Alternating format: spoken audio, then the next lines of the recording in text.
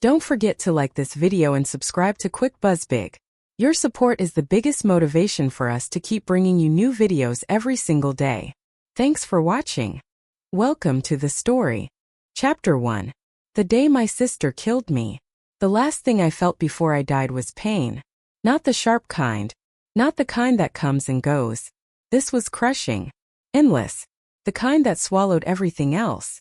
I lay twisted at the bottom of the staircase, unable to move. My chest burned. My ribs felt broken. Warm blood pooled beneath me.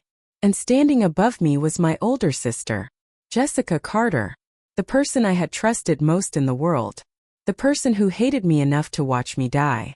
You ruined everything. Her voice trembled with rage. You ruined my marriage. I tried to speak. Tried to explain. But blood filled my mouth. Nothing came out except a weak gasp. Jessica took another step down. Her eyes were wild. Almost unrecognizable. The divorce papers had been finalized only 3 days earlier. Since then, she had become obsessed with blaming someone. Anyone. Everyone. Except herself. And unfortunately, I was the easiest target. If you hadn't interfered back then, Ryan would have changed. She pointed a shaking finger at me. He would have listened to me. He would have respected me. He would have loved me. I wanted to laugh. Not because it was funny, because it was insane. Ryan Mitchell had never stopped loving her. That wasn't why their marriage failed.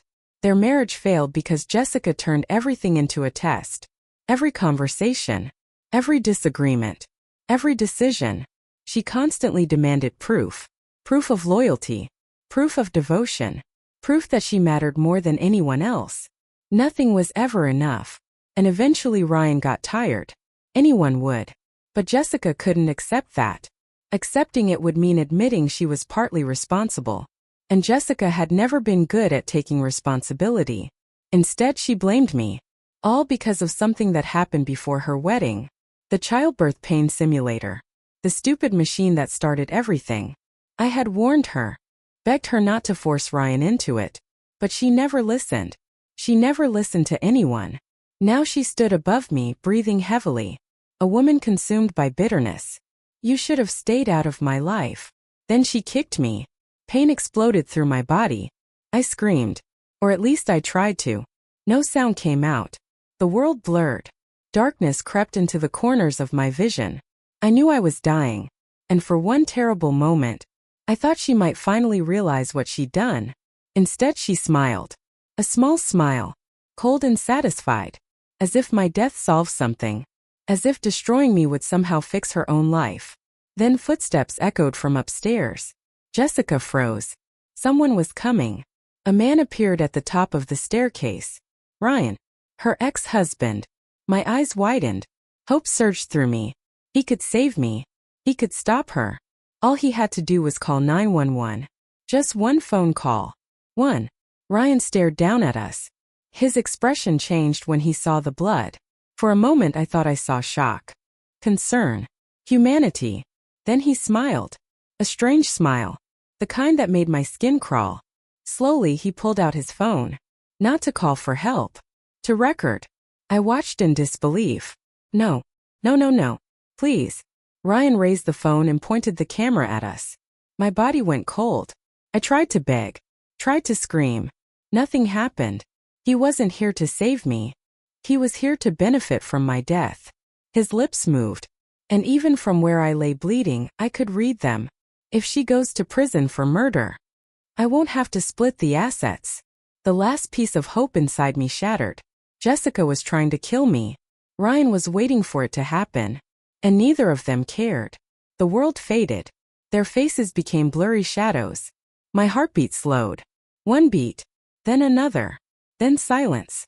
Darkness swallowed everything. I thought that was the end. I was wrong. Because when I opened my eyes again, I was standing inside a childbirth pain simulation clinic. And my sister was still alive. So was Ryan. The date on my phone showed a day from 3 years ago. The exact day everything had started. Then Jessica looked up. Our eyes met. And I immediately knew. She remembered too. Chapter 2. We both came back. For several seconds, neither of us moved. The clinic suddenly felt too small, too quiet, too familiar. Jessica Carter stared at me from across the room, and I stared right back. Neither of us needed to say a word. I knew. She knew. We both remembered. Every argument. Every betrayal. Every terrible choice. And most importantly, every death. A chill crawled down my spine. The last time I'd seen Jessica, she'd been standing over my broken body at the bottom of a staircase. Now she looked exactly the way she had 3 years earlier. Perfect makeup. Perfect hair. White summer dress. The same woman who had murdered me. Only this time she knew exactly what she'd done. Her face turned pale. Then red. Then something darker. Hatred. Pure hatred. You. The word slipped out through clenched teeth. I almost laughed. Of all the reactions she could have had after receiving a second chance at life, remorse wasn't one of them. Not even for a second. Instead, she looked furious that I was still alive. Emily. Ryan's confused voice interrupted us. He glanced between the two sisters. What the hell is going on? Neither of us answered. Jessica quickly regained control of herself. Years of manipulation had taught her how to hide her emotions. A second later, a bright smile appeared on her face. The same fake smile she'd used countless times before. Nothing had changed. Not really. She walked over to Ryan and wrapped her arms around him. Nothing. Her voice sounded sweet. Just family stuff. Ryan looked unconvinced. His attention shifted toward the machine sitting in the middle of the room. A hospital-style bed stood beside it. Several wires hung from the control panel. The childbirth pain simulator. The machine that had started the chain reaction leading to all our deaths. Ryan rubbed the back of his neck. We don't have to do this. I already understand childbirth is painful. Jessica's smile twitched. Just slightly. Most people wouldn't have noticed. I did. Because I remembered exactly what came next. Last time Ryan had tried to leave. Jessica had refused. And eventually she'd pressured him into trying the machine. That single decision had destroyed all 3 of our lives. This time, I wasn't getting involved. Ryan turned toward me. Emily. I hated how casual his voice sounded. As if we weren't standing in the ruins of 2 lifetimes. Can you talk some sense into your sister? There it was. The exact moment. The moment that had changed everything in my previous life. Last time I had tried. I had warned them. Explained the risks. Argued with Jessica. Protected Ryan from his own fiancée. And years later both of them blamed me for it. One murdered me. The other watched. Not this time. I folded my arms. You two are adults. Ryan blinked. What? I said you're adults. My voice remained calm. You can make your own decisions. For the first time, uncertainty appeared on Jessica's face. She clearly hadn't expected that answer. Neither had Ryan. A heavy silence settled over the room. Then something surprising happened. Jessica relaxed. Actually relaxed. A slow smile spread across her lips. This time it wasn't fake. It was genuine. Because she thought she'd won.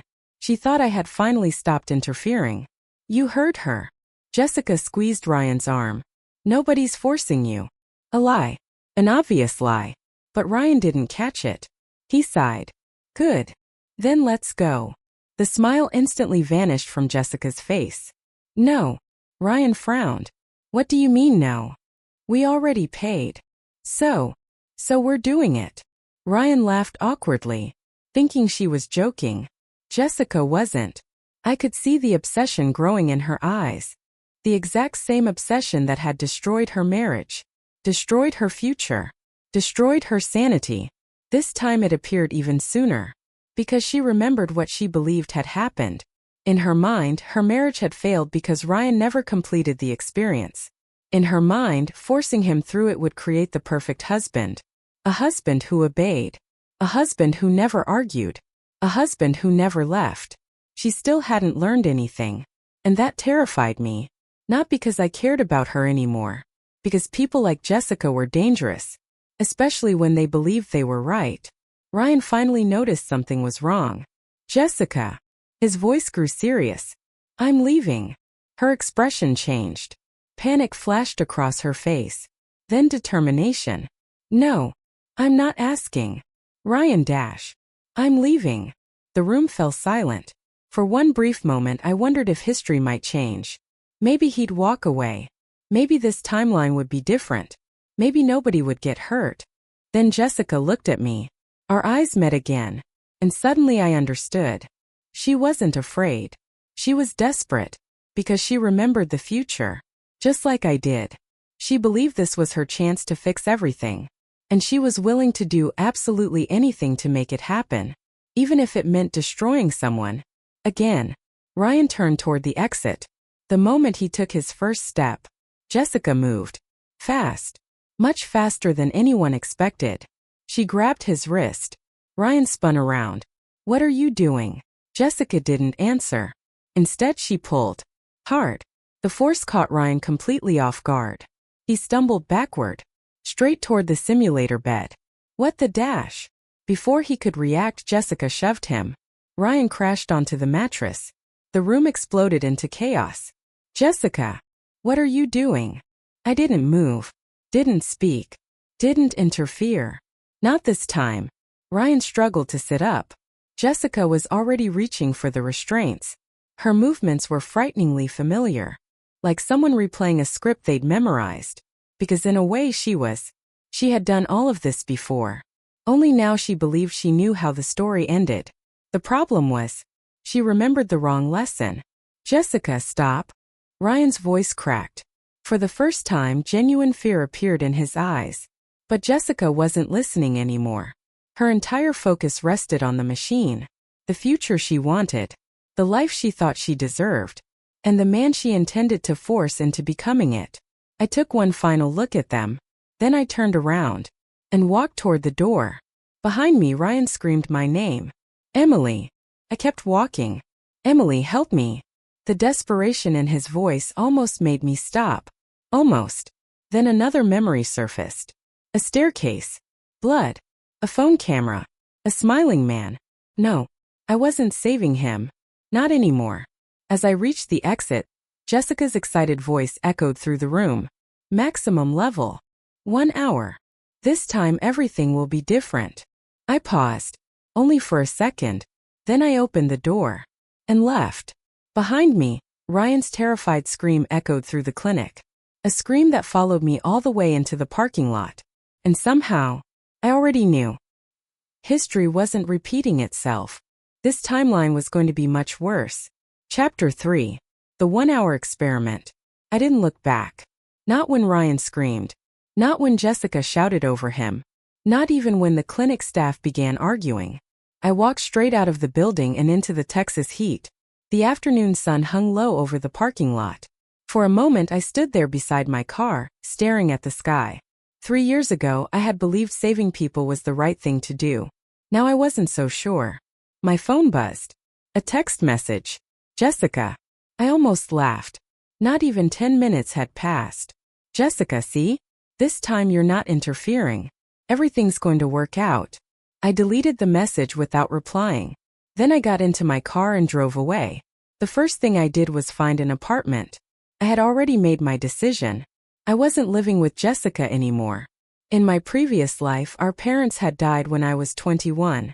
Since then, we'd shared the family condo. Back then, I thought family meant loyalty. Now I knew better. Some people use family as a weapon. Jessica was one of them. By the time evening arrived, I'd visited 12 different apartments. Most were terrible. One smelled like mold. Another looked like a crime scene waiting to happen. A third had a landlord who spent 20 minutes explaining why the government was secretly controlling birds. I left immediately. Finally, around 6 o'clock, I found a small one-bedroom apartment near my office. Nothing fancy, but it was clean, safe, and most importantly, far away from Jessica. I signed the lease on the spot. For the first time since waking up in this timeline, I felt a little relief. Maybe things really could be different. Then my phone buzzed again. Jessica. 3 new videos. A bad feeling settled in my stomach. I opened the first one. Ryan was strapped to the simulator bed. His wrists and ankles were secured with restraints. The camera shook slightly. Jessica was filming. Ryan looked furious. Untie me. His face was already red. Jessica, what the hell is wrong with you? Behind the camera, Jessica laughed. Only 2 minutes had passed. Childbirth lasts a lot longer than 2 minutes. Ryan swore loudly. The video ended. I opened the second clip. My stomach tightened. 15 minutes. Ryan wasn't yelling anymore. That scared me more. His entire body trembled. Sweat soaked his shirt. His jaw was clenched so tightly I thought he might crack a tooth. Every muscle in his body looked locked in place. The pain was obvious. Even through a phone screen. Jessica sounded excited. See? He's understanding women now. He finally gets it. The video ended. I stared at the screen, then opened the third video, and immediately felt cold. Ryan barely looked human anymore. His face was completely pale. His eyes were bloodshot. His breathing came in ragged gasps. Please. The word barely escaped his lips. Please stop. His voice cracked. I'll do whatever you want. Jessica zoomed in closer. Ryan's body shook violently. Jessica. His eyes filled with tears. I love you. Okay. I love you. I'll listen. I'll do whatever you say. Just please stop. The camera shifted. The simulator screen came into view. Level 10. Maximum intensity. Time remaining. 10 minutes. My heart sank. 10 minutes? That meant he'd already endured 50. 50 minutes. 3 years ago he couldn't handle 3. Now Jessica had pushed him through nearly an hour. The video ended. A new message appeared. Jessica. You still think this doesn't work? Another message followed. Jessica. Look at him now. Then another. Jessica, he's finally listening. I stared at the screen. Ryan wasn't learning love. He wasn't learning empathy. He was learning survival. There's a difference. A huge difference. People say pain builds character. Sometimes that's true. But extreme pain doesn't teach compassion. Teaches fear. Resentment. Hatred. Jessica didn't understand that. She never had. I put my phone away. For the first time all day I felt genuinely worried. Not for Jessica. Not even for Ryan. For what came next. Because no matter how this ended, nobody walked away from that kind of trauma unchanged.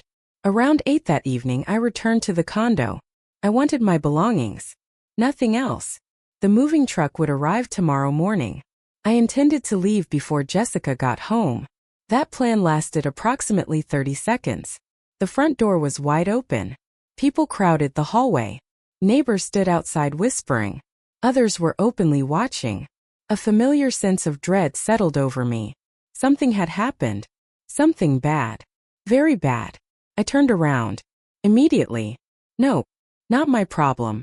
Unfortunately, the universe had other ideas. Emily. I froze. Mrs. Wilson. The neighborhood's unofficial information network. If something happened within a 5-mile radius, she knew about it before the police did. She rushed toward me. Oh, thank God you're here. Not a promising start. What happened? Mrs. Wilson lowered her voice dramatically, then failed completely. Your sister's getting beaten half to death. The entire hallway went silent. Every head turned toward me. Wonderful. Just wonderful. What? Mrs. Wilson grabbed my arm. Some man broke down the door. My stomach dropped. No. No way. He came in with a hammer. Yep. I already knew who it was. Ryan's father. Richard Mitchell. And judging from the crowd outside, things had gone very, very wrong. Mrs. Wilson continued. He says your sister almost killed his son. The hallway exploded with whispers. I closed my eyes. For one brief moment I considered leaving. Just walking away. Getting into my car. Driving somewhere else. Anywhere else. Then a scream erupted from inside the condo. A scream so loud every person in the hallway flinched. Even me. The crowd instinctively stepped backward. Nobody wanted to go inside. Nobody wanted to get involved. Smart people. Then someone shoved me. Hard. Before I could react, I stumbled through the doorway. Straight into the living room. The crowd immediately retreated behind me. The door slammed shut. I stared at it in disbelief. Traitors. Every single one of them. Slowly I turned around and found myself face to face with chaos. A shattered coffee table. Broken glass everywhere. Furniture overturned. And standing in the middle of the room, Richard Mitchell, Ryan's father. His eyes were bloodshot. His knuckles were bruised. His expression looked murderous. Behind me, someone suddenly grabbed my arm. I spun around. Jessica. Her hair was a mess. Her face was swollen. One eye was already turning purple. She looked terrified. The confident woman from the clinic was gone. In her place stood someone who had finally realized consequences were real. Emily. Tears streamed down her face. You have to help me. I stared at her. For a long moment, neither of us spoke. Then another scream echoed from somewhere deep inside the apartment. This time it was Jessica's. Because Richard Mitchell had taken one step forward. And he wasn't finished. Chapter 4. Consequences. Emily, please. Jessica's fingers dug into my arm. Her entire body was shaking. The woman who had confidently declared that she was about to change her destiny was gone. Now she looked exactly like what she was. Someone who had finally discovered that actions have consequences. I slowly pulled my arm free. Help you. My voice came out colder than I intended. Jessica stared at me, as if she couldn't believe what she was hearing. Yes. Her voice cracked. You have to explain. Explain what? Tell him I didn't mean it. I almost laughed. Not because it was funny, because it was unbelievable. Ryan was lying in an operating room fighting for his future. And Jessica still thought intent mattered more than results. A loud crash interrupted us. Richard Mitchell had just kicked over another chair. His face was red with fury. You didn't mean it? His voice thundered through the apartment. My son almost died. Jessica flinched. He didn't die. The moment those words left her mouth, I knew she'd made a mistake. A huge mistake. Richard's expression darkened instantly. He should have. Silence. Everyone froze. Even Jessica. Richard pointed a trembling finger at her. Do you have any idea what they found when they got him to the hospital? Jessica said nothing. Richard laughed. A horrible sound. The kind people make when they're too angry to cry. He was unconscious. He couldn't control his breathing. He couldn't control his body. His voice shook. And you left him there. Jessica's face turned white. I thought he was resting. The room exploded. Resting. Richard roared. He was dying. Jessica stumbled backward. For the first time since her rebirth, genuine fear appeared in her eyes. Not fear of being blamed. Not fear of embarrassment. Fear of reality. Because reality didn't care about her intentions. Reality only cared about what happened. And what happened was simple. She had nearly killed someone. The argument lasted another 20 minutes.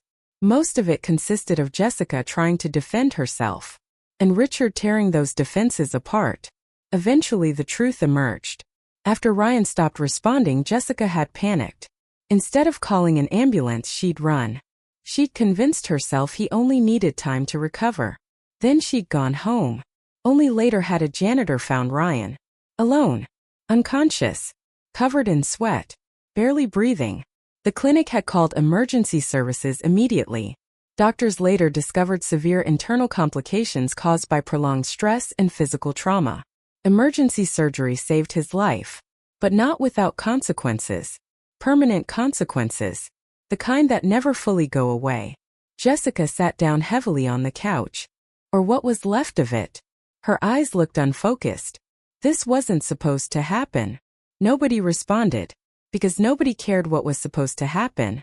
Then something unexpected happened. Jessica turned toward me. And I immediately recognized the look in her eyes. Danger. Because Jessica's favorite thing in the world wasn't taking responsibility. It was finding someone else to blame. I saw it before she even opened her mouth. Emily knew. Richard frowned. What? Jessica pointed at me. She knew this could happen. I closed my eyes. Of course. There it was. The blame. The inevitable blame. Richard slowly turned toward me. Jessica immediately became more excited. Like a drowning person who had finally spotted something floating. She warned me. Jessica stood up. She knew something bad could happen. Richard's gaze shifted between us. And Jessica blinked. Clearly not the response she'd expected. And Richard repeated. If she warned you. His voice became dangerously quiet. Then why didn't you listen? Jessica froze. I almost felt sorry for her.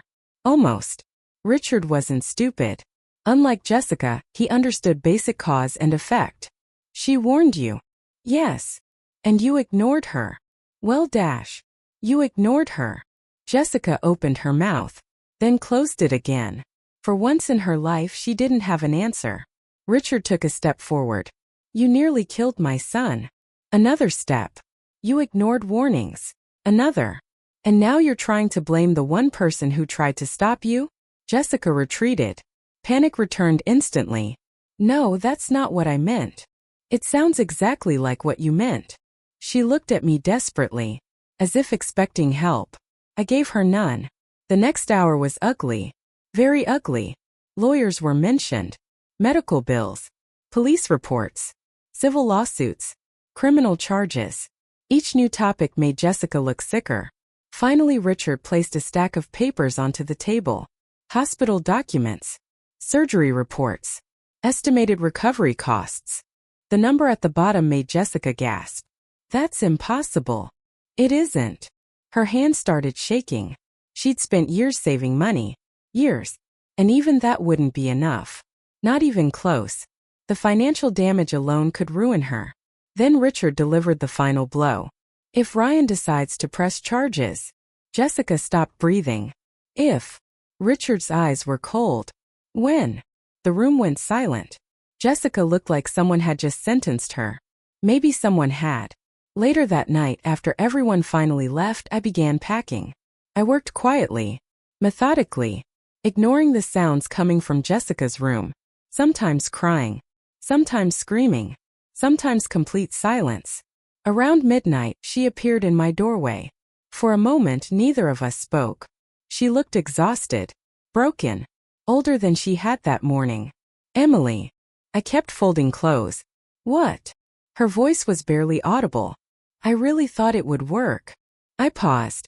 Not because I believed her. Because I did. Jessica genuinely thought she was helping herself. That was the tragedy. People like her rarely think they're villains. They think they're right. They think everyone else is wrong. And that's exactly what makes them dangerous. I know. Tears filled her eyes. Then why didn't you stop me? There it was. The question. The same question that had haunted this entire timeline. Why didn't I stop her? Slowly I looked up and met her gaze. Because I already did. Jessica froze. I continued. I stopped you in our first life. Her face drained of color. And you killed me for it. The room became completely silent. For the first time since our rebirth, Jessica had no response. No excuse. No argument. No blame. Nothing. I turned back to my suitcase.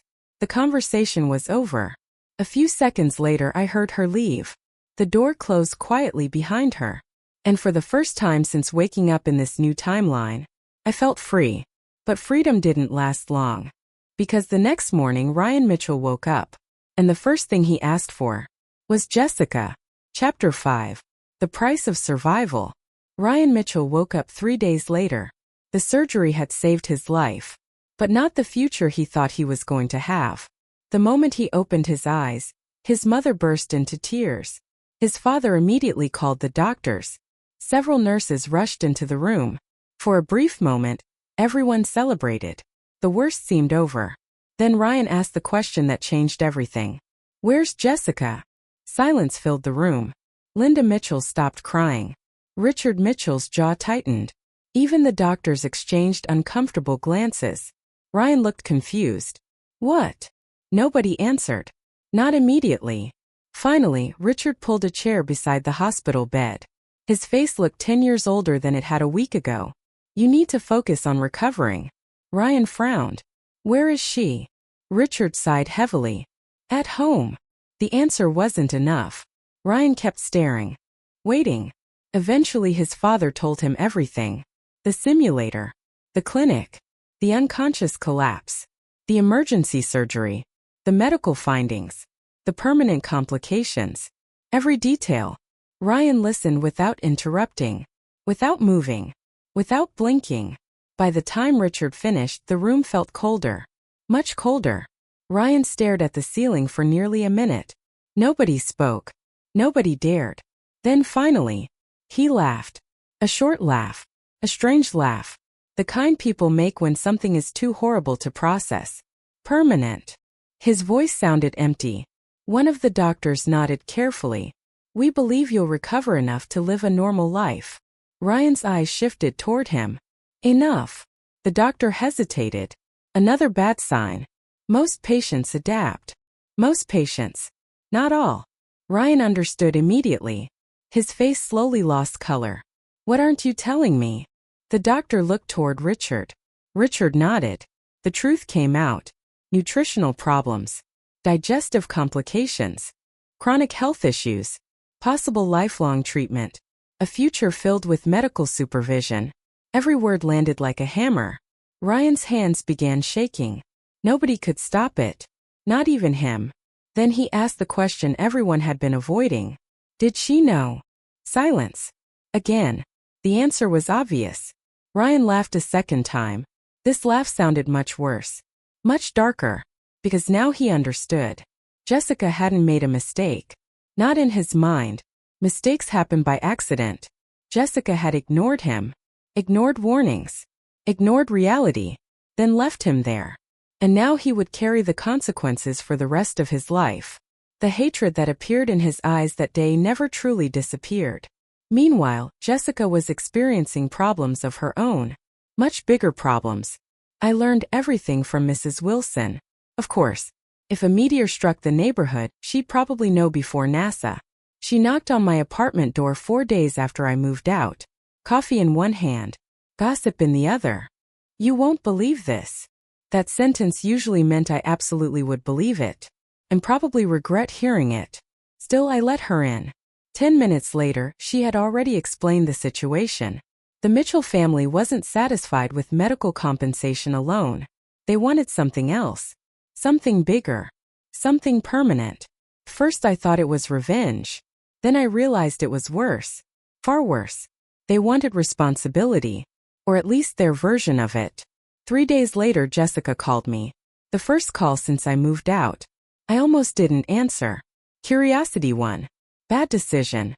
The moment I picked up, she started crying. Not speaking. Not greeting. Just crying. For nearly 30 seconds. Finally I interrupted. What happened? Jessica struggled to breathe. Then she said 4 words. They want me married. I froze. What? They want me to marry Ryan. For several seconds I genuinely thought I'd misheard. Then she explained. The Mitchell family believed Ryan's future had been damaged. His health. His lifestyle. His relationships. Everything. In their minds, Jessica was responsible. Therefore, Jessica should spend the rest of her life taking care of him.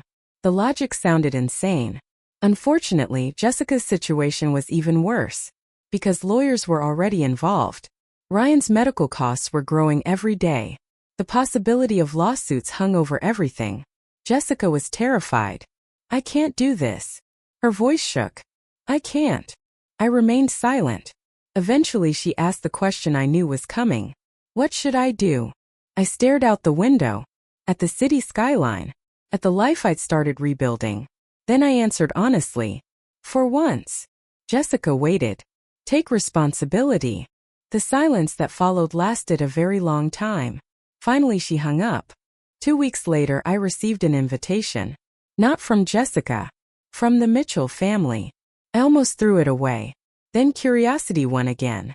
Apparently I never learned. The invitation was simple. A private meeting. One location. One time. No explanation. I almost didn't go. Almost. The next Saturday, I walked into a conference room at a downtown law office. And immediately regretted it. Everyone was there. Richard. Linda. Ryan. Jessica. 3 attorneys. And enough tension to start a war. Ryan looked different. Thinner. Paler. His recovery was far from complete. But his eyes were worse. Cold. Hard. Unforgiving. The moment he saw me enter, he smiled. Not warmly. Not kindly. A predator's smile. Someone who had finally found a way to hurt the person he blamed. Jessica sat beside him. Her face was exhausted, defeated. The fight had already left her. That terrified me more than anger ever could. One of the attorneys stood. Miss Carter. He slid a document across the table. I glanced at it, then glanced again, because I couldn't believe what I was reading. Jessica apparently couldn't either. Her hand started shaking immediately. No. The word escaped her lips automatically. The attorney remained calm. These are the proposed terms. No. Jessica's voice became louder. No. Ryan finally spoke. His voice sounded almost cheerful. Read it. Jessica stared at him. Ryan smiled. The smile never reached his eyes. Go ahead. Read it. Slowly, trembling, Jessica looked down at the document, and her face turned completely white, because she had just realized something horrifying. The Mitchell family wasn't offering her a choice. They were offering her an ultimatum. In either way, her life was about to become a nightmare. Chapter 6. The Ultimatum. Jessica's hands trembled so violently that the document rattled against the table. No. The word came out as little more than a whisper. Across from her, Ryan leaned back in his chair, watching, waiting, enjoying every second. I recognized that look immediately. 3 years ago, when I'd been lying at the bottom of the stairs, Ryan had worn the same expression while recording my death. Back then he'd hidden it better. Now he wasn't even trying. The attorney adjusted his glasses. Miss Carter, these are simply the proposed terms. Jessica looked up. Her face was pale. What do you mean proposed? The attorney folded his hands. You have 2 options. Nobody in the room moved. Nobody even breathed. The attorney continued. Option 1. He slid another folder forward. The Mitchell family proceeds with full civil litigation. Jessica stared at the folder. The attorney opened it. Page after page of numbers appeared. Medical expenses, rehabilitation costs, future treatment projections, lost income estimates, potential damages. Jessica's eyes widened with every page. The total was enormous, far beyond anything she could afford, far beyond anything most people could afford. Her lips parted. But that's impossible. Richard Mitchell finally spoke. His voice was ice cold. So is giving my son his life back. Silence. Jessica's face twisted. She wanted to argue, wanted to defend herself. But even she knew there was no defense. The room remained quiet. The attorney waited. Then he continued. Option 2. Jessica looked up. Hope briefly appeared in her eyes. A mistake. Terrible mistake. Because the second option wasn't better. It was worse. Much worse. The attorney pushed the second document forward. Miss Carter agrees to marry Mr. Mitchell. The room fell completely silent. Even though everyone already knew, hearing it spoken aloud felt different. More real. More terrifying. Jessica stared at Ryan. Ryan stared right back. Smiling. That same horrible smile. You can't be serious. The attorney didn't respond. Richard did. We're very serious. Jessica turned toward Linda Mitchell. The older woman showed no sympathy. None whatsoever. If my son has to live with the consequences of your actions. Linda's voice trembled with anger. So do you. Jessica looked like she might be sick. For the next hour, the meeting became a disaster. Jessica argued, cried, begged, threatened. Nothing worked. The Mitchell family never moved an inch. Not once. Every argument eventually led back to the same point. Ryan's future had been damaged. Someone had to pay. And Jessica was the obvious target. Finally, Jessica turned toward me. Of course she did. Whenever things became difficult, she always looked for someone else to save her. Emily. I immediately knew what was coming. Please. No. Say something. Definitely no. Tell them this is insane. I sat quietly. Jessica's eyes filled with tears. Emily. The room waited. Ryan watched carefully. Richard watched carefully. Everyone watched. Slowly I folded my hands. Then I answered. I think everyone here is insane. Several people blinked. Apparently that wasn't the answer they expected. Including Jessica. I continued. Forcing someone into marriage isn't responsibility. I looked at the Mitchell family. It's revenge. Richard's expression darkened. Then I turned toward Jessica. And pretending none of this is your fault isn't responsibility either. Jessica looked away. The truth hurt. Good. Some truths should hurt. I stood. The meeting was over as far as I was concerned. This has nothing to do with me. Then I walked out. 3 weeks later, Jessica made her choice. Or maybe the choice made itself. The lawsuit paperwork was already being prepared. The financial pressure kept growing. The legal risks became harder to ignore. Eventually she surrendered. A simple signature. A simple agreement. And just like that, her future disappeared. The wedding was scheduled less than 2 months later. Nobody called it romantic. Nobody called it happy. Nobody even pretended. It was a business arrangement built from resentment. A legal settlement disguised as a marriage.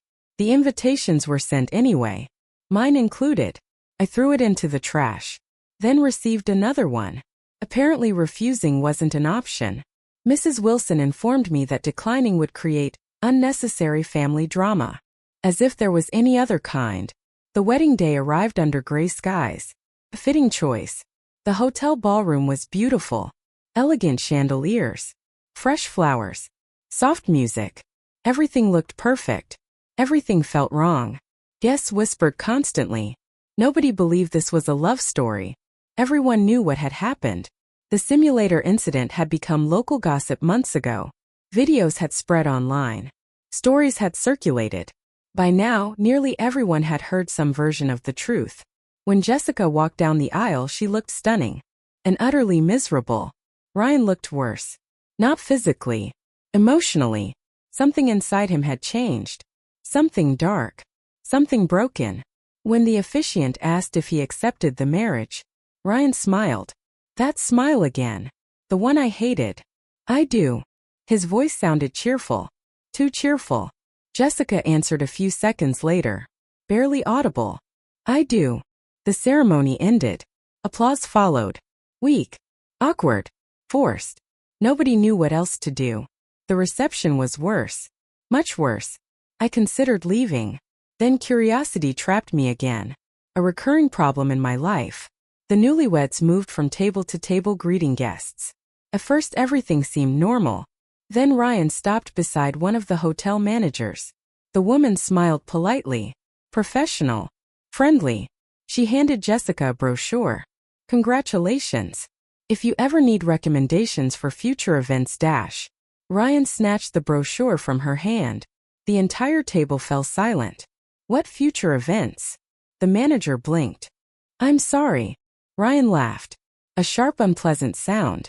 Then he tapped the brochure against Jessica's cheek. Once. Twice. 3 times. Jessica lowered her eyes. The manager looked uncomfortable. Everyone did. Ryan continued smiling. Take a good look at her. Nobody spoke. Ryan gestured toward Jessica. Does she look like someone worth celebrating? The room became deadly quiet. Jessica didn't react. Didn't argue. Didn't defend herself. She simply stood there. Taking it. The way someone takes rain during a storm they know won't end. And suddenly I understood something. The nightmare wasn't beginning. It had already begun. And this marriage was only the first chapter. Chapter 7. The wedding built on hatred. People often imagine that marriages fall apart slowly. A missed anniversary. A few arguments. Growing apart over time. Jessica and Ryan skipped all of that. Their marriage began broken. Everything afterward was simply the collapse. 3 weeks after the wedding, I received my first call from Jessica. I almost didn't answer. Almost. The moment I picked up, I heard silence. Not crying. Not yelling. Just silence. Jessica. A few seconds passed. Then her voice came through. Soft. Weak. Barely recognizable. I think I made a mistake. I closed my eyes. A mistake. What an interesting word. People use it for forgetting a birthday, buying the wrong car, sending a text to the wrong person. What Jessica had done wasn't a mistake. It was a chain of choices. 100 selfish decisions stacked on top of each other. Still I listened. What happened? Another pause. Then she laughed. The sound was hollow. He hates me. The statement was so obvious that I almost didn't respond. Of course he hated her. Ryan had nearly died. His body would never fully recover. Every painful day reminded him of what happened. And Jessica was standing right there. A living reminder. I thought he'd calm down. Jessica continued. I thought eventually he'd move on. I looked out my apartment window. Far below, traffic moved through downtown Dallas. Normal people living normal lives. Something Jessica had never learned to appreciate. Some people don't move on. The silence returned. This time longer. Then she hung up. Over the following months, stories reached me constantly. Mostly through Mrs. Wilson. Occasionally through mutual acquaintances. Sometimes through social media. Every story sounded worse than the one before. Ryan never hit Jessica. Not at first. Instead, he found other ways. Crueler ways. Smarter ways. The kind of cruelty that leaves no bruises. Only scars. He controlled the money. Every dollar. Every purchase. Every expense. Jessica had access to nothing. Not even her own savings. The settlement agreement had effectively handed financial control to the Mitchell family. At first she protested. Ryan laughed. Then showed her copies of the legal documents she'd signed. The argument ended quickly. Then came the humiliation. Public humiliation. Private humiliation. Constant humiliation. Ryan never missed an opportunity. If friends visited, he told the story. If relatives visited, he told the story. If strangers asked about his health, he told the story. Always the same version. Always emphasizing Jessica's role. Always ending with the same line. She did this to me. Every time. Without fail. Jessica slowly became known for one thing. Not her career. Not her personality. Not her achievements. The simulator incident. Her entire identity shrank into a single terrible decision. 6 months after the wedding, I encountered them again. Pure coincidence. At least that's what I told myself. I was meeting an important client at a luxury hotel downtown. The company had assigned me to oversee negotiations. A promotion was already being discussed. Life was finally improving. Then I saw them. Ryan and Jessica. Standing in the lobby. For a moment, I almost didn't recognize her. Jessica looked thinner. Older. Tired. Like someone carrying a weight she could never put down. Ryan looked healthy. Confident. Almost happy. The contrast was disturbing. A hotel coordinator approached them. Professional smile. Perfect posture. She handed Jessica a brochure. I wanted to show you some wedding packages we're offering this season. The coordinator was simply being polite. Making conversation. She didn't know. Nobody warned her. Ryan took the brochure before Jessica could touch it. Then he started laughing. Not loudly. Not dramatically. Just enough. The coordinator looked confused. Ryan flipped through the pages. Designer gowns. Luxury receptions. Honeymoon packages. Then he held it up beside Jessica's face. Do you think she looks like someone who deserves any of this? The coordinator froze. Jessica lowered her head. Exactly as she always did now. Ryan continued. This woman nearly killed me. The coordinator's smile vanished. The lobby became awkwardly quiet. Several nearby guests looked over. Ryan seemed pleased. Very pleased. Like a performer receiving attention. I watched from across the room. And suddenly understood something. Ryan no longer wanted justice. Justice had limits. This wasn't justice. This was revenge. Endless revenge. Then something unexpected happened. Jessica looked up. Her eyes met mine. Immediately she froze. 1,000 emotions crossed her face. Shame. Embarrassment. Regret. Anger.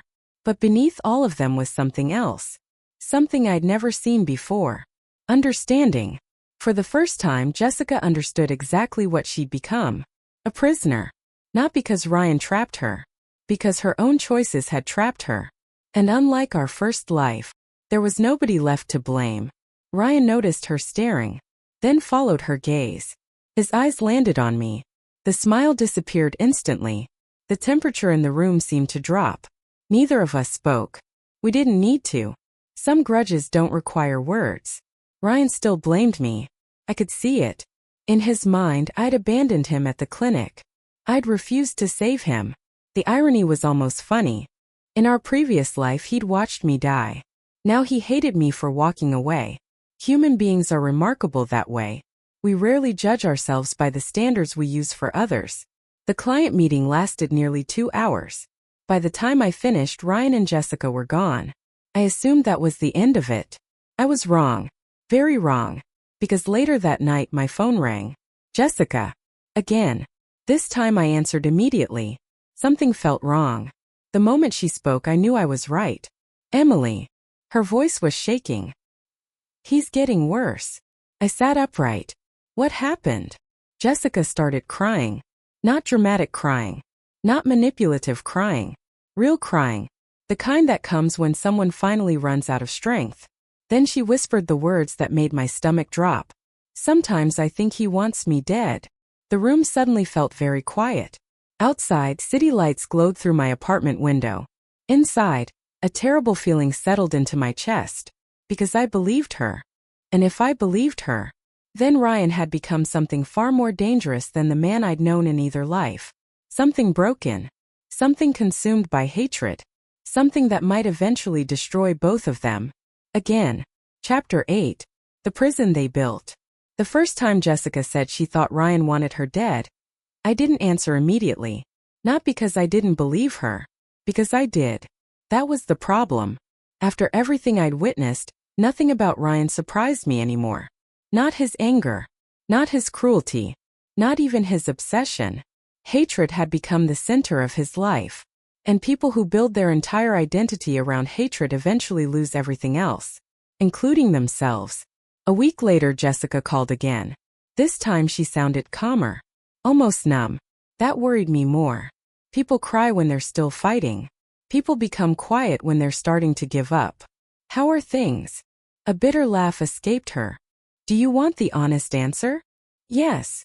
I'm scared to go home. The words hung in the air. Heavy. Uncomfortable. Real. I sat at my kitchen table, staring at the city lights beyond the window. Has he hurt you? Jessica didn't answer right away. Eventually she said, not the way you're thinking. That wasn't reassuring. Not even a little. Ryan had become increasingly unpredictable. Some days he acted completely normal. Polite. Friendly. Reasonable. Then without warning something would trigger him. A comment. A memory. A medical appointment. A stomach pain. Anything. And suddenly the hatred returned. Stronger than before. According to Jessica, he kept a folder.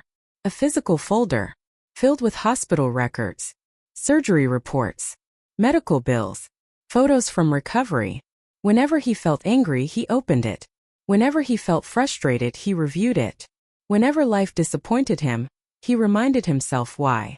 The folder had become a shrine. A shrine dedicated to resentment.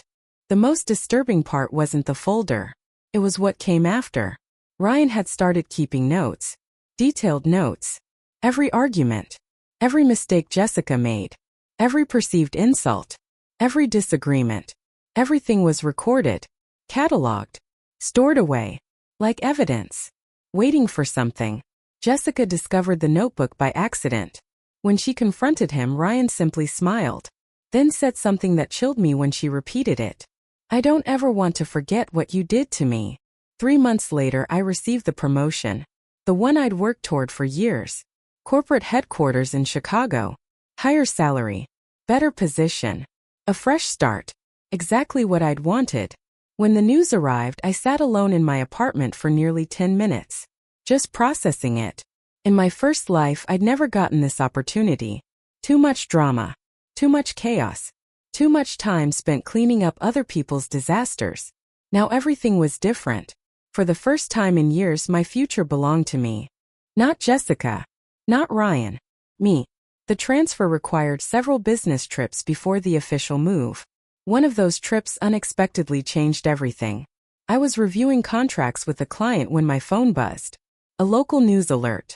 Normally I ignored those. This one caught my attention immediately. Because I recognized the name. Ryan Mitchell.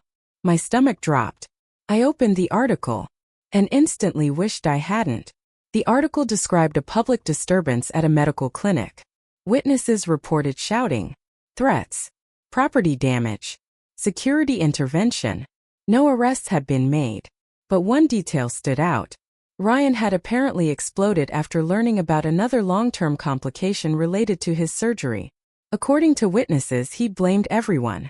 Doctors, hospital staff, insurance companies, even strangers.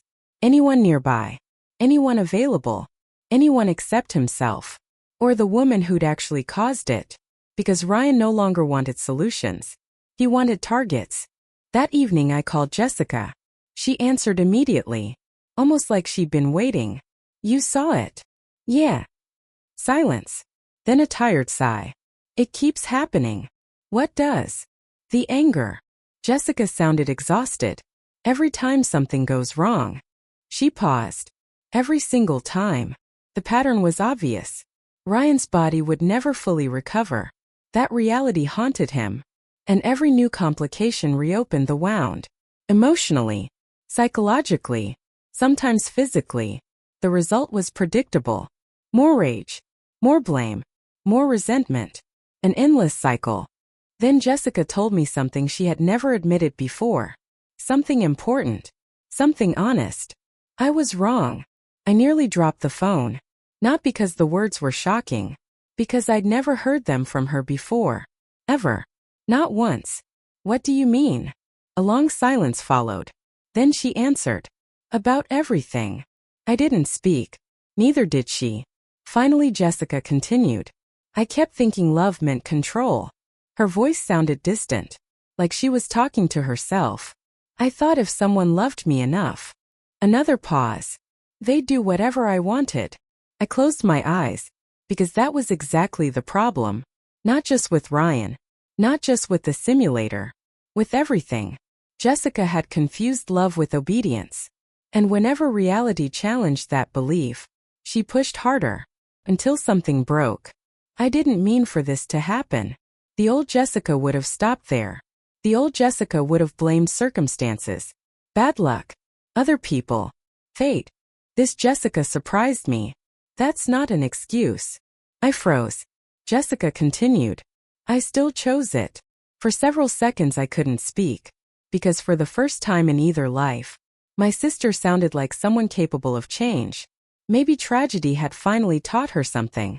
Maybe pain had finally done what advice never could. Maybe.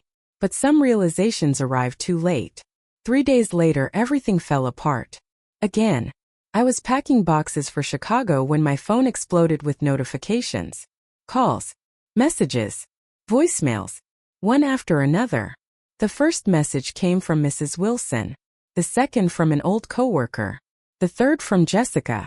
The fourth from an unknown number. Every message said the same thing. Something happened. Something serious. I called Jessica immediately. No answer. Again. No answer. A third time. Straight to voicemail. My chest tightened. Then the unknown number called. I answered. A man's voice spoke. Professional. Calm. The kind of voice people use when delivering terrible news. Miss Carter. Yes. This is Detective Barnes. My blood ran cold. Detective. Never a good sign. Never. Your sister asked that we contact you. The world suddenly felt very quiet. I gripped the phone tighter. What happened? The detective paused. Just long enough to terrify me. Then he spoke. And every word hit like a hammer. There was a violent incident at the Mitchell residence. I stopped breathing. What kind of incident? Another pause. Then, we need you to come down to the station. The detective's voice remained calm. But I already knew. Deep down I already knew. The nightmare I'd watched growing for months had finally reached its ending. And judging from the detective's tone, someone wasn't walking away from it. Chapter 9.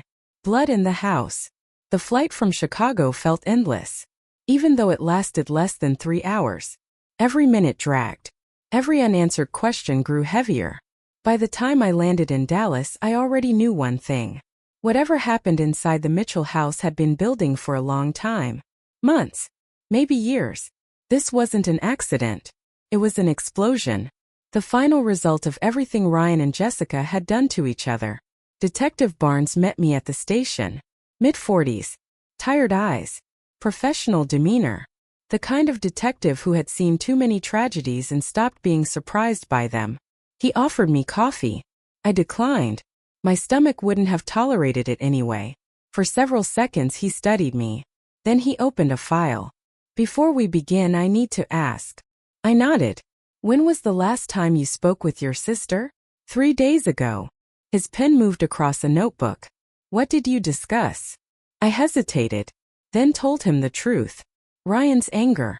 The arguments. The fear. Everything. The detective listened without interruption. When I finished, he sighed. That matches what we've been hearing. My chest tightened. What happened? He looked down at the file, then back at me. There was a domestic disturbance. The phrase sounded absurdly small. Domestic disturbance. As if years of hatred could fit inside 2 simple words. The detective slid several photographs across the table. I immediately wished he hadn't. The Mitchell house looked like a war zone. Broken furniture. Shattered glass. Bloodstains. A destroyed dining table. Damage everywhere. My pulse quickened. What happened? The detective leaned back. According to preliminary findings, an argument started shortly after dinner. An argument. Of course. Everything always started with an argument.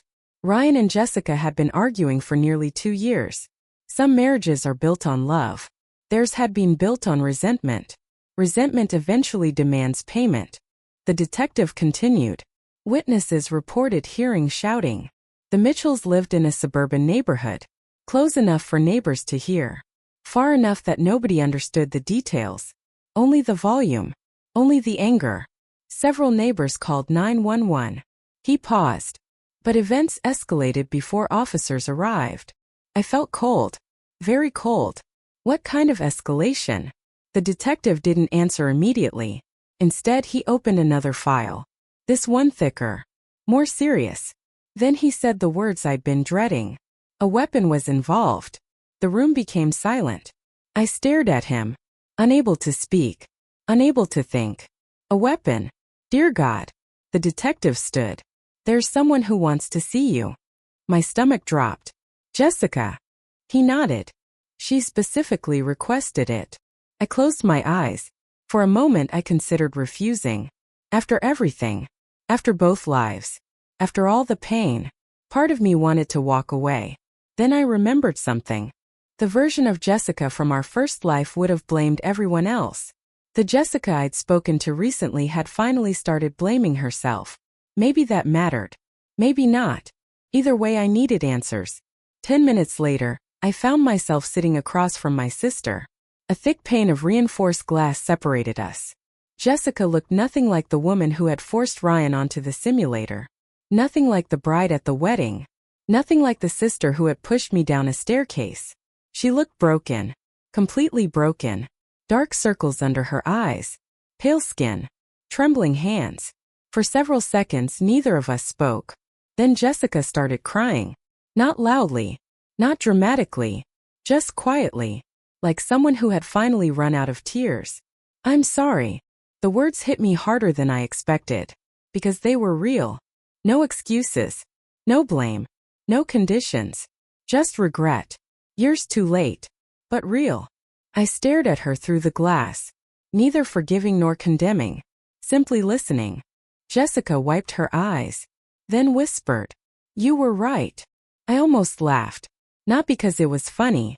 Because I'd spent 2 lifetimes waiting to hear those words. And now they meant nothing. Nothing at all. What happened? My voice sounded distant. Jessica lowered her head. For a long moment she couldn't answer. Then she finally spoke. Ryan found out. Found out what? Her shoulders shook. The baby. I froze. What baby? Jessica looked up. Fresh tears rolled down her cheeks. I was pregnant. The room suddenly felt smaller. Much smaller. My mind raced. Ryan's child. A baby. A future. Something neither of them had ever mentioned. Jessica continued. I thought it would fix things. My heart sank. Because that sounded exactly like something old Jessica would have believed. A child fixing a marriage. Love solving resentment. Hope curing hatred. Life doesn't work that way. He didn't want it. The words came out as a whisper. I felt sick. Jessica continued staring at the table. He said he never wanted children with me. Every sentence felt heavier than the last. He said I didn't deserve a family. Silence. Then. He said I ruined his. I closed my eyes, because I could hear Ryan saying it perfectly. The argument lasted hours. According to Jessica, it started in the kitchen, then spread throughout the house. Old wounds reopened. Old accusations returned. Years of anger surfaced all at once. Nobody backed down. Nobody walked away. Eventually Ryan said something. Something so cruel that Jessica still couldn't repeat it without crying. I realized then. Jessica's voice cracked. He wasn't trying to punish me anymore. I looked up. She met my eyes. He wanted me destroyed. The truth settled heavily between us. Because deep down we'd both known it for months. What happened next? Jessica stopped breathing for a moment. Then whispered. I snapped. The two most dangerous words in the English language. I snapped. Entire lives have ended because of those words. Entire families. Entire futures. Jessica looked away. I went into the kitchen. My stomach twisted. No. No. Please no. I grabbed a knife. The room became silent. Absolutely silent. And suddenly I understood. The fear. The detective. The blood. The broken house. The emergency calls. All of it. Everything. Jessica buried her face in her hands. I didn't think. No. Her voice broke completely. I wasn't thinking at all. For several seconds neither of us spoke. Then finally I asked the question that terrified me most. Is Ryan alive? Jessica started crying again. Harder this time. Much harder. And when she finally answered, my blood turned to ice. Chapter 10. The final night. Is Ryan alive? The question hung between us. Heavy. Terrible. Unavoidable. Jessica's shoulders trembled. For a moment I thought she wasn't going to answer. Then she slowly lifted her head. Her eyes were red. Empty. Exhausted. And filled with the kind of regret that arrives far too late. Yes. I released a breath I hadn't realized I was holding. Ryan was alive. At least one catastrophe had been avoided. At least one. Then Jessica spoke again. His father isn't. Everything inside me stopped. For a second I couldn't process the words. I simply stared at her, waiting for my brain to catch up. Richard. Jessica nodded. Fresh tears spilled down her cheeks. Oh God. The room suddenly felt smaller. Colder. Harder to breathe in. Richard Mitchell. The man who had spent years trying to protect his son. The man who had turned Jessica's life into a prison. The man whose anger had helped create this disaster. Gone. The story came out slowly. Piece by piece. Like shattered glass being placed back together. Not because Jessica was hiding anything. Because she could barely relive it herself. That night had begun with another argument. One of hundreds. Maybe thousands. Ryan had discovered her pregnancy earlier that afternoon. The news hadn't brought joy, or hope, or excitement. It had brought rage. Pure rage. Jessica had expected resistance. Maybe even anger. But not what happened next. Ryan laughed. According to Jessica, that was the worst part. Not the yelling. Not the insults. The laughter. Because it sounded genuine. As if the idea of having a child with her was actually funny. Jessica's hands tightened around the prison phone. He kept laughing. Her voice cracked. Every time I tried to talk, I remained silent. Jessica continued. He said a child wouldn't fix anything. Another tear slid down her face. He said I didn't deserve to be a mother. I could almost hear Ryan saying it. After everything he'd become, those words sounded entirely believable. Then came the sentence that destroyed everything. The sentence Jessica couldn't forget. The sentence that replayed endlessly in her mind. Ryan had looked directly at her and said, "You should have died instead." Silence filled the room. Neither of us spoke. Neither of us needed to, because we both knew exactly who he was talking about. Me. Ryan blamed Jessica for destroying his life. But part of him still blamed me too. In his mind, the wrong sister had survived. And he'd finally said it out loud. After that, everything unraveled. Jessica ran into the kitchen. Not because she planned to hurt anyone. Not at first. She said she wanted space. Distance. Anything. Instead, she found herself standing in front of a drawer. The knife drawer. One decision. One moment. 1 second. That's all it takes. People like to imagine tragedy arrives dramatically. In reality, tragedy often arrives through tiny decisions made at exactly the wrong time. By then, Richard and Linda had entered the argument. Trying to intervene. Trying to stop it. Trying to do something. Anything. Years too late. Voices rose. People shouted. Everyone blamed everyone else. Then Ryan said something. Jessica still couldn't repeat it. Whatever it was, it pushed her over the edge. The first person she moved toward was Ryan. The knife in her hand. The years of resentment. The months of humiliation. The pregnancy. The fear. The hopelessness. Everything exploded at once. Ryan backed away. Terrified. For the first time in years, he looked genuinely afraid. Not angry. Not cruel. Afraid. The way he should have been. The way Jessica should have been. The way all of them should have been. Long ago. Then panic took over. Ryan grabbed the nearest person. His father. Richard. And pulled him forward. A shield. Human instinct can be ugly when survival takes over. Jessica never intended to reach Richard. But intentions stopped mattering long before that night. The knife struck. Richard collapsed. Everything after that became chaos.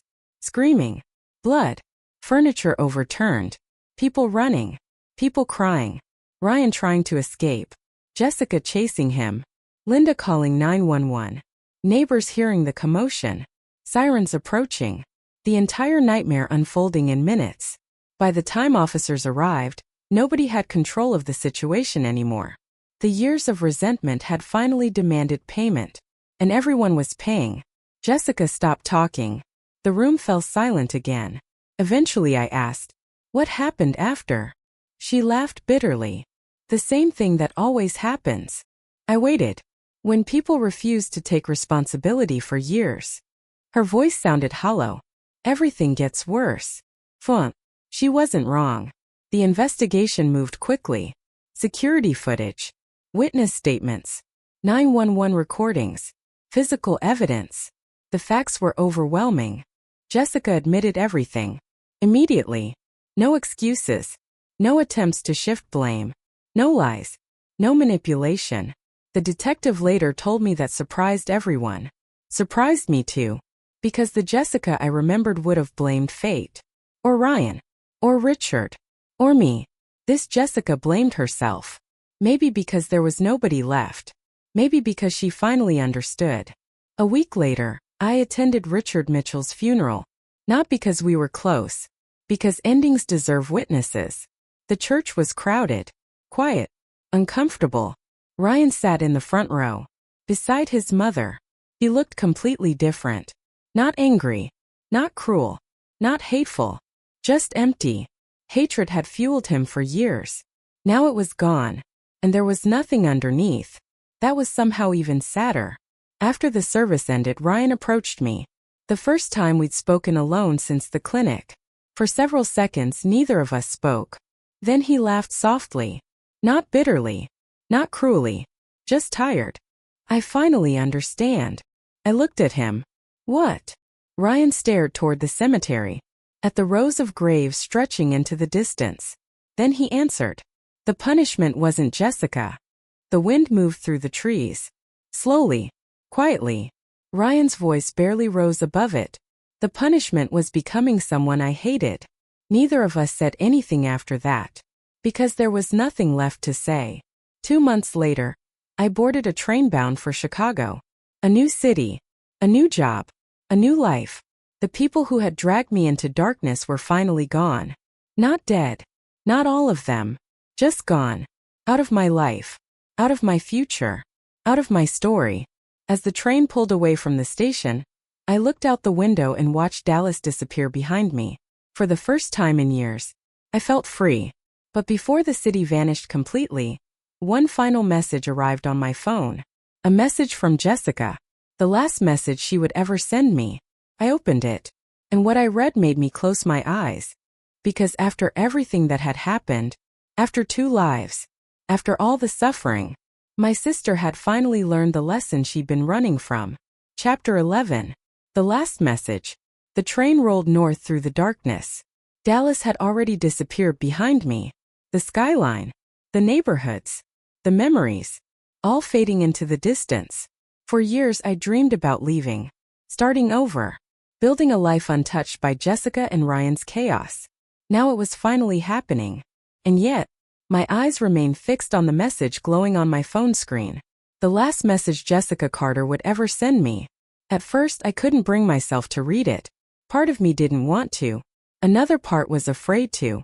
Because no matter what happened between us, Jessica was still my sister. The person who taught me how to ride a bicycle. The person who held my hand at our parents' funeral. The person who later pushed me down a staircase. Human beings are complicated that way. Love and resentment can exist in the same place. Sometimes for years. Sometimes forever. Eventually I opened the message. It wasn't long. That surprised me. Jessica always preferred speeches, explanations, arguments, excuses. This message contained none of those things. Simply said, Emily, I spent most of my life believing that being wrong was the worst thing that could happen to me. I was wrong. Refusing to admit I was wrong was worse. Every terrible thing that happened started there. I blamed everyone. You, Ryan, life, fate, anyone except myself. By the time I finally accepted responsibility, the damage was already done. I don't expect forgiveness. I don't deserve it. But I wanted you to know that you were right. Both times. I hope you find the life you were always supposed to have. Goodbye. Jessica. I read it twice. Then a third time. The words didn't become easier. Only sadder. A week later, I learned Jessica had accepted a plea agreement. The legal process moved quickly. She cooperated fully, accepted responsibility, never once attempted to reduce her role. According to her attorney, she refused every opportunity to shift blame, even when doing so might have helped. The irony wasn't lost on me. For most of her life, Jessica blamed everyone. Now she blamed only herself. Neither extreme was healthy, but at least this one was honest. Chicago turned out to be exactly what I needed. Busy, fast, anonymous. Nobody knew my history. Nobody knew Jessica. Nobody knew Ryan. I wasn't the sister. I wasn't part of a tragedy. I was simply Emily Carter. Project director. Employee. Neighbor. Friend. A normal person. For the first time in a very long time. Months passed. Then a year. Life continued. The way life always does. No matter how much we wish it would stop. I bought a condo overlooking the river. Made new friends. Advanced further in my career. Traveled. Laughed. Dated. Lived. Things I hadn't truly done in years. Sometimes guilt appeared. When it did, I reminded myself of something important. Surviving isn't a crime. Moving forward isn't betrayal. The dead don't honor us by keeping us miserable. One winter afternoon, nearly 2 years after leaving Dallas, I received an unexpected phone call. Ryan Mitchell. The name on my screen surprised me so much I almost ignored it. Almost. Eventually curiosity won. Again. Some habits never disappear. Hello. For several seconds neither of us spoke. Then Ryan laughed softly. You always answer eventually. His voice sounded different. Older. Calmer. Human. For the first time in years. We spoke for almost an hour. Mostly about ordinary things. Work. Health. Life. Nothing dramatic. Nothing painful. Finally I asked the obvious question. Why did you call? Silence followed. Then Ryan answered. Because I owed you something. I waited. A thank you. That wasn't the answer I expected. At all. Ryan explained that after Richard's death and Jessica's arrest, he'd finally started therapy. Real therapy. Not anger management. Not support groups. Actual therapy. Years of it. According to him, one realization changed everything. Hatred had become his identity. Without it, he didn't know who he was. That realization terrified him, and eventually forced him to change. I blamed you. His voice became quieter. I blamed everyone. I remained silent.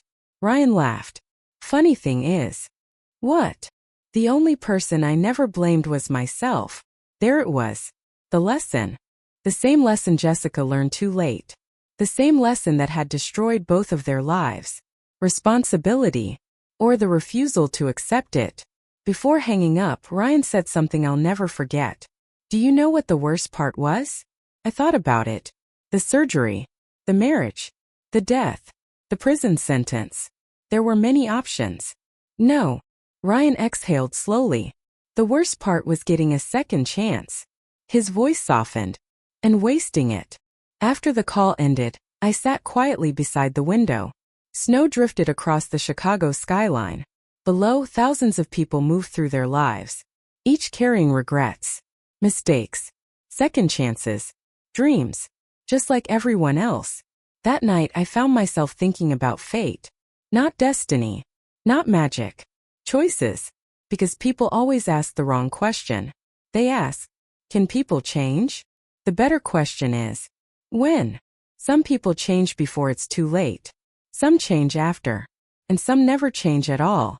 The difference determines everything. 3 years later, I stood on a stage accepting an executive promotion. The audience applauded. Cameras flashed. Colleagues smiled. As I looked out across the crowd, a strange realization settled over me. Neither Jessica nor Ryan were there. Neither were the ghosts of my past. For the first time in either life, the future belonged entirely to me.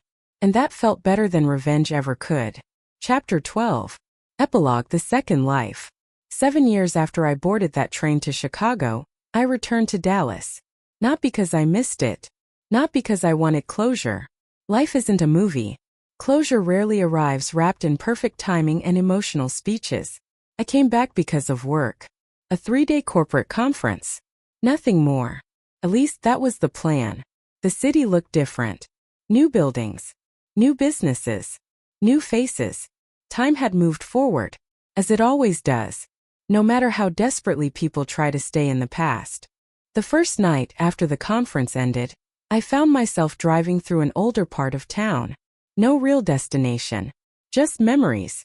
Eventually I stopped at a traffic light and saw a familiar street, the neighborhood where everything had happened, the Mitchell house, the arguments, the wedding, the destruction, the end. For a moment I considered driving away. Instead I turned. The house was gone. Not literally, but almost. The original owners had sold it years ago. The property had been renovated. New paint. New landscaping. New life. Nothing remained of the tragedy except the address. Standing across the street, I realized something strange. The place no longer felt haunted. Not by Richard. Not by Jessica. Not by Ryan. Not even by my own memories. Because memories only hold power when we keep feeding them. Eventually, if we let them, they become history. And history loses its teeth. The next day I received another surprise. Ryan Mitchell wanted to meet. In person. For a long time I stared at the message. Then I agreed. Not because I needed answers. I already had them. Because sometimes endings deserve witnesses. Just like beginnings. We met at a small coffee shop. Ryan arrived first. I barely recognized him. The anger was gone. Completely. Not hidden. Gone. His hair showed hints of gray. His face carried the marks of age and experience. But the bitterness had vanished. For several seconds we simply looked at each other. Then Ryan smiled. A real smile. The first one I'd ever seen from him. Emily. Ryan. We sat. Ordered coffee. Talked. Like normal people. The concept still felt strange. Eventually the conversation drifted toward the past. It always does. Ryan stirred his coffee quietly. Then asked, "Do you ever think about it?" I knew exactly what he meant. The first life. The second life. The choices. The deaths. Everything. Sometimes. Ryan nodded. Me too. Silence settled between us. Comfortable silence. Not the awkward kind. The kind shared by people who have survived the same storm. Finally, Ryan laughed. You know what's funny? What? We spent years trying to change each other. I smiled slightly. He wasn't wrong. Jessica wanted control. Ryan wanted revenge. Both spent years trying to force reality to match their expectations. Neither succeeded. Ryan continued. And the only people we ever changed were ourselves. Before leaving, he handed me a folded piece of paper. I frowned. What's this? Ryan hesitated, then answered. Something Jessica wanted you to have. My heart skipped. What? Ryan looked away. She wrote it years ago. I stared at the envelope, suddenly afraid to open it. That evening, alone in my hotel room, I finally unfolded the letter. The handwriting was unmistakable. Jessica's. The letter was dated 6 months before her sentencing. 6 months before she disappeared from my life. I began reading. Emily, if you're reading this, then enough time has passed for you to live without me in your life. That's a good thing. For most of my life, I believed happiness was something people owed me. I thought love meant agreement. I thought loyalty meant obedience. I thought being challenged was the same as being betrayed. I was wrong about all of it. The truth is much simpler. Happiness comes from responsibility. Love comes from respect. And loyalty means telling people the truth, even when they don't want to hear it.